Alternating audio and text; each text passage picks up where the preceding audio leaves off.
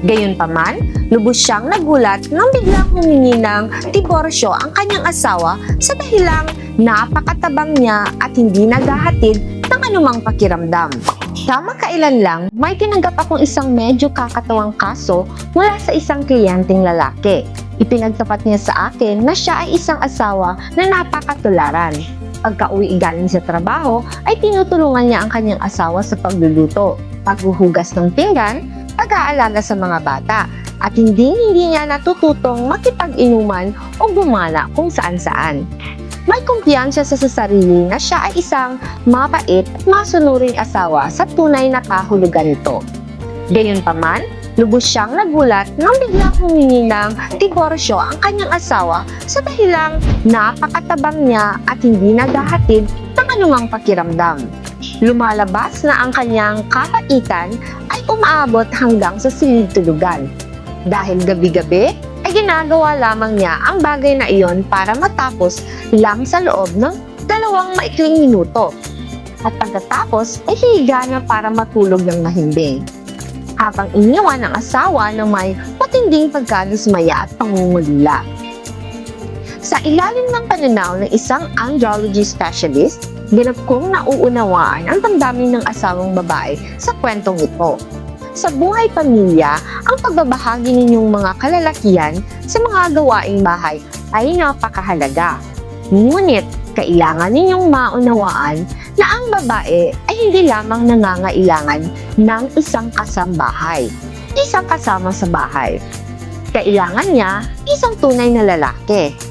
Sa aspetong psikolohikal, ang silid-tulugan ang tanging lugar upang maramdaman ng asawa na siya ay pinapahalagan at ninanais. Kapag kayo ay labis na walang mahala at napakabilis matapos, hindi sinasadyang lumilika ito ng isang napakalaking puwang sa damdamin. Mararamdaman ng babae na wala siyang kaakit-akit hanggang sa unti-unting mabuo ang psikolohiya ng pagkakabagot pag nanais na lumaya. Ang pakiramdam na iwan agad pagkatapos ng isang mabilisang pakikipagtalik ay napakasakit, nakakatakot ang pangungulila. Ang mismong labis na kabaitan sa kama ang tahimik na pumapatay sa inyong kasal na hindi ninyo namamalayan.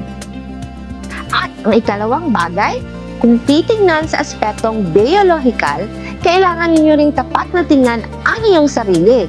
Ang katotohanan na kayo ay mabait, sa antas na ilang minuto pa lang ay pagod na kayo ay hindi dahil sa kayo ay banayan, kundi iyon ay isang clinical na palatandaan ng pagbaba ng lakas ng pagkakalalaki.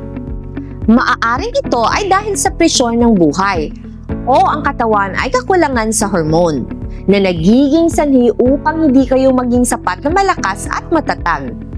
Ang mga lalaki sa labas ay maaaring banayad at mabuti, ngunit kapag isinara na ang pinto ng silid-tulugan, kailangang matutong maging pilyo ng kaunti. Maging malakas ng kaunti at magkusa ng kaunti upang mapanatili ang ningas ng kaligayahan. Kung hindi ninyo alam kung paano ito pagbubutihin at hahayaan ng kondisyon ng kabaitan sa kama na magpatuloy, gaano man kayo kahusay, maghugas ng pinggan o magwalis ng bahay, ay hindi nito mapupunan ang kakulangan ng lakas sa mga mata ng inyong asawa. Oras na upang magbago kayo, upang maging isang malakas at lubos na kaakit-akit na lalaki sa mga mata ng inyong katuwang sa buhay.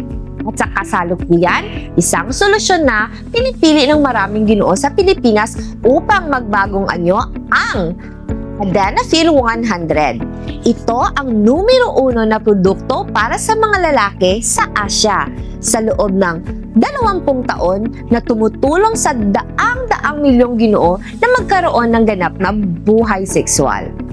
Ang produkto ay legal na imported mula sa India na may 100% natural na herbal na sangkap na ligtas, mabuti at hindi nagdudulot ng anumang side effect.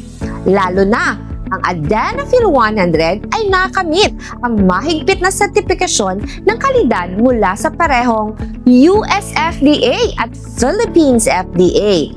At kasabay nito ay pinarangalan sa pagtanggap ng parangal bilang Produkto ng Taon sa prestihiyosong Global Health Asia Pacific Awards.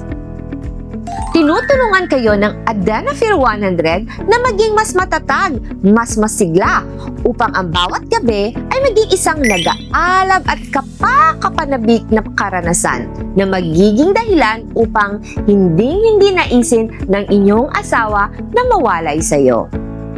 Gamit ang kredibilidad ng isang espesyalitang doktor, handa akong mangako sa pamamagitan ng isang warranty card na nagkakahalaga ng 10,000 pesos kung ang produkto ay hindi maghahatid ng bisa sa inyo.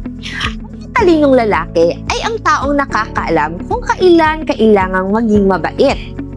Gathering kung kailangang ipakita ang kapangyarihan upang protektahan ang kanyang tahanan. Huwag hayaang ang Adenafil 100 ay maging isang tagapagligtas na namapakahuli na kapag ang damdamin ay lumamig na.